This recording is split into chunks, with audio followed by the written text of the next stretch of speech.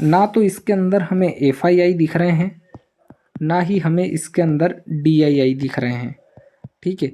और ना ही इसमें हमें कोई अदर दिख रहा है, और ना ही इसके अंदर कोई गवर्नमेंट दिख रही है। मतलब टोटल पैसा किसका लगा है? केवल और केवल पब्लिक का। वेलकम है जी आप सभी का लॉन्ग टर्म इन्वेस्टमेंट की इस सीरीज़ में। तो आज हम जिस कंपनी के बारे में बात करने वाले हैं उस कंपनी का नाम है ब्लू चिप इंडिया, ठीक है। कंप्लीट एनालिसिस करेंगे आज की इस वीडियो में कि कंपनी का कारोबार क्या है, कंपनी का जो शेयर है हमें लॉन्ग टर्म में इन्वेस्ट करना चाहिए या नहीं करना चाहिए, और अगर आपने पहले से ही इसमें इन्वेस्ट कर रखा है तो आपको उसे होल्ड करना है या नहीं करना है, सारा कुछ आज डिटेल में बात करेंगे। और हाँ, अभी इसे खरीदने का टाइम है या नहीं है, पूरा एकदम विस्तार से आज हम इस वीडियो में डिस्कस करने वाले हैं। और हाँ, I am not a SEBI registration member. यह वीडियो मैं केवल एक एजुकेशन पर्पस के हिसाब से बना रहा हूं। अगर आप कुछ भी इन्वेस्ट करते हो या इन्वेस्ट करने का सोच रहे हो तो एक बार अपने फाइनेंसर से ज़रूर डिस्कस कर लीजिएगा, ठीक है। सबसे पहले ये जान लेते हैं कि कंपनी का कारोबार क्या है। तो कंपनी का कारोबार है भैया, कंपनी लोन प्रोवाइड करवाती है, ठीक है। ब्लू चिप इंडिया ये जो कंपनी है, इस कंपनी का मार्केट कैप आप देख सकते हो 43 करोड़ 10 लाख का है, ठीक है।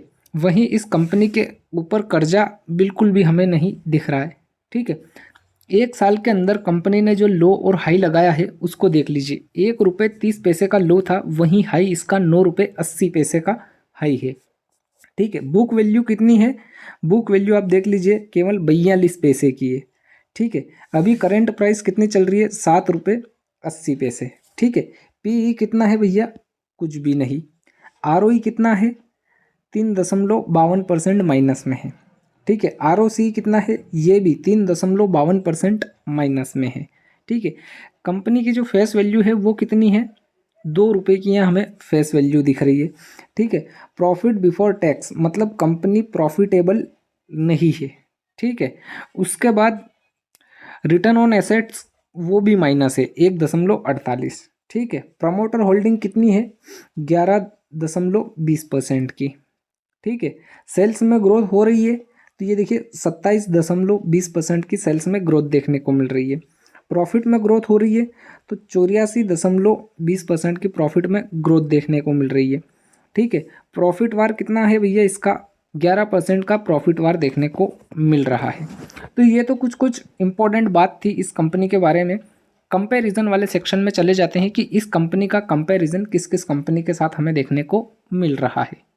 तो ये कंपैरिजन वाला सेक्शन है, आप देख सकते हो 1 से लेके 8 कंपनी हमें यहाँ पर दिख रही है, और सभी कंपनियाँ यहाँ पर फाइनेंस की है, और सभी बड़ी बड़ी कंपनियाँ हैं भैया, कोई छोटी कंपनी एक भी नहीं है, ठीक है।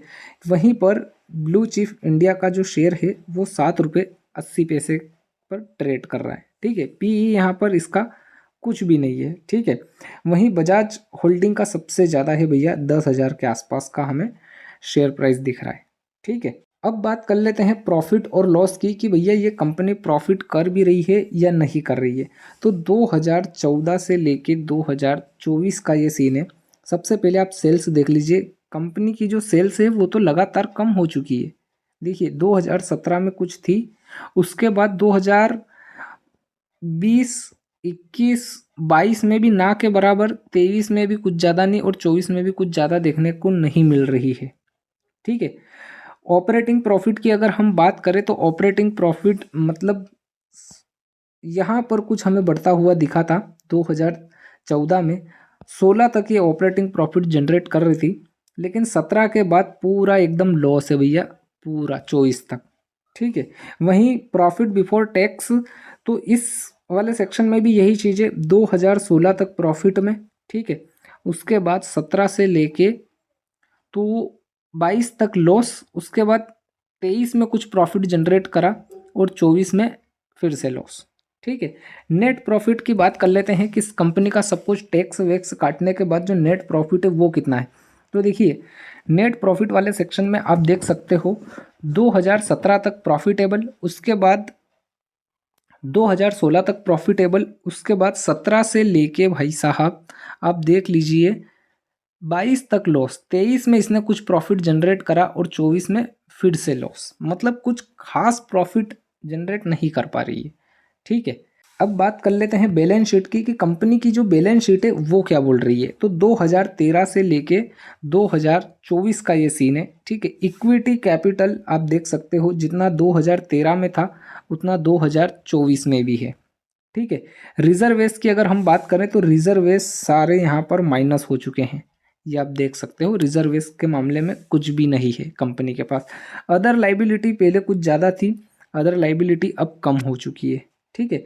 अदर एसेट्स की अगर हम बात करें तो अदर एसेट्स भी पहले कुछ ज़्यादा ही थे, अदर एसेट्स भी कम हो चुके हैं।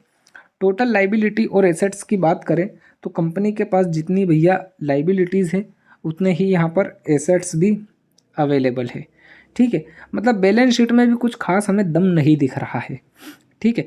अब बात कर लेते हैं अपन शेयर होल्डिंग की कि इस कंपनी का शेयर किस किस ने कितना होल्ड कर रखा है। तो भाई साहब ये है शेयर होल्डिंग वाला सेक्शन, ठीक है। 2017 से लेके 2024 का ये सीन आप देख लीजिए। प्रमोटर के पास 11% की होल्डिंग थी 2017 में, ठीक है। अभी तक उनकी वो ही चल रही है पोजीशन 11.24 की। बाकी इस कंपनी में जितना भी पैसा लगा हुआ है वो सबका सब पब्लिक का ही लगा हुआ है, आप देख सकते हो। 88.76% था पहले 17 में, वो अभी 88.74% हो चुका है, ठीक है। मतलब सबसे ज़्यादा पैसा किसका है भैया? पब्लिक का। ना तो इसके अंदर हमें FII दिख रहे हैं, ना ही हमें इसके अंदर DII दिख रहे हैं, ठीक है। और ना ही इसमें हमें कोई अदर दिख रहा है और ना ही इसके अंदर कोई गवर्नमेंट दिख रही है। मतलब टोटल पैसा किसका लगा है? केवल और केवल पब्लिक का। प्रमोटर के पास जो है वो मान लो अब केवल 11% की ही होल्डिंग है, बाकी सारा पैसा पब्लिक का ही लगा हुआ है, ठीक है। अब बात कर लेते हैं अपन इसके चार्ट पे कि इसका चार्ट क्या दिखा रहा है, ठीक है।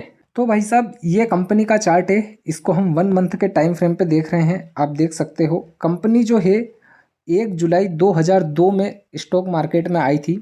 उस टाइम पे इसने जो लो लगाया था वो था 3 रुपये 35 पैसे का और हाई था 4 रुपये 50 पैसे का, ठीक है। इसके शेयर की ओपनिंग 4 रुपये पे ही थी।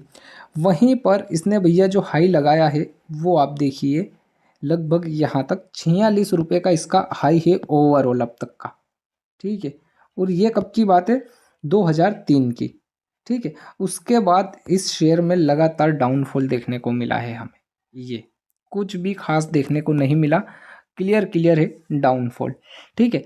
बाकी हमने क्या देखा था कि 2023 में कंपनी जो है प्रॉफिटेबल बनी थी, ठीक है। 2023 में कंपनी ने कुछ प्रॉफिट जनरेट करा था। तो ये देखिए ओवरऑल अगर आप देखोगे तो पूरा सीन एकदम साइडवेज जैसा सीन है, ठीक है।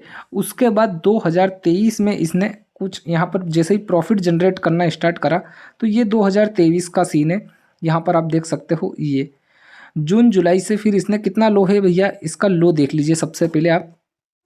ये लगभग ओवरऑल लो कितना लगा चुकी है वो भी समझ लीजिए। ओवरऑल लो है इसका 5 पैसे का, ठीक है। ये 5 पैसे की कंपनी कितना गई है भैया? हाई कितना लगाया? 5 पैसे से इसने सीधा 9 रुपये 80 पैसे का, ठीक है। 5 पैसे की कंपनी ने भैया 9 रुपये 80 पैसे का हाई लगाया है। वहीं पर अगर हम देखें तो 2023 में जब ये प्रॉफिटेबल बनी थी उसके अकॉर्डिंग इसने अच्छा खासा अपमूव दिया है। उसके बाद ये जो आपको सीन दिख रहा है ये हो सकता है कि एक प्रॉफिट बुकिंग हमें देखने को मिल रही है यहाँ पर, ठीक है। अब ये जो प्रॉफिट बुकिंग है ये कहाँ तक आनी चाहिए? तो अगर हम देखें तो ये अगर लो है, मान लेते हैं ये लो है और ये हाई है, ठीक है। तो इसके अकॉर्डिंग इसका जो प्रॉफिट बुकिंग है वो लगभग होना चाहिए भैया, या तो ये यहाँ से रिटर्न ले 6 रुपये के आसपास, ठीक है। अगर उससे और नीचे आता है तो ये फिर आप यूँ मान के चलो कि 4 रुपये तक भी आ सकता है। यहाँ तक ये 3 रुपये 86 पैसे के आसपास या 4 रुपये आप मान के चलो 4 रुपये के आसपास ये आ सकता है, ठीक है। अगर हम इसी चीज़ को 1 मंथ के टाइम फ्रेम से हटाकर 1 वीक के टाइम फ्रेम पे देखें तो आप देख सकते हो लगातार ये अभी डाउनफॉल चल रहा है 1, 2 और 3 वीक से, ठीक है। जब यहाँ कहीं पर ये आए या तो इस लेवल पे एक ग्रीन कैंडल क्लोज करे 1 वीक के टाइम फ्रेम पे, या फिर यहाँ कहीं पे ये एक ग्रीन कैंडल क्लोज करे 1 वीक के टाइम फ्रेम पे, तो दोबारा से खरीदने की अपॉर्चुनिटी है। लेकिन एक पेनी स्टॉक है, ये आप ध्यान रखिएगा, पेनी स्टॉक है और एक ऐसी कंपनी का पेनी स्टॉक है जिसका मार्केट कैप बहुत छोटा है। क्या है? मार्केट कैप बहुत छोटा है। और कंपनी के ऊपर कर्जा कितना है? कंपनी के ऊपर कर्जा भैया ना के बराबर है, बिल्कुल जीरो। ठीक है, अगर कंपनी इसी तरीके से अगर प्रोग्रेस करती रही, कंपनी अगर प्रॉफिटेबल बनती रही जिस तरह से इसने 2023 में प्रॉफिट जनरेट करा था, उसी तरीके से अगर ये भी प्रॉफिट जनरेट करने लगे आने वाले दिनों में भी, तो इस कंपनी का शेयर भी हमें अच्छा खासा अपमूव दिखा सकता है। ठीक है, बाकी इस पर आपकी क्या राय है कमेंट करके ज़रूर बताइएगा। आपने इस कंपनी के शेयर कितने पे खरीद रखे हैं कमेंट करके ज़रूर बताइएगा। अगली वीडियो मैं किस कंपनी के ऊपर बनाऊं कमेंट करके ज़रूर बताइएगा। ठीक है, चैनल पर नए हो तो चैनल को सब्सक्राइब कर लीजिएगा। मिलते हैं अगली वीडियो में।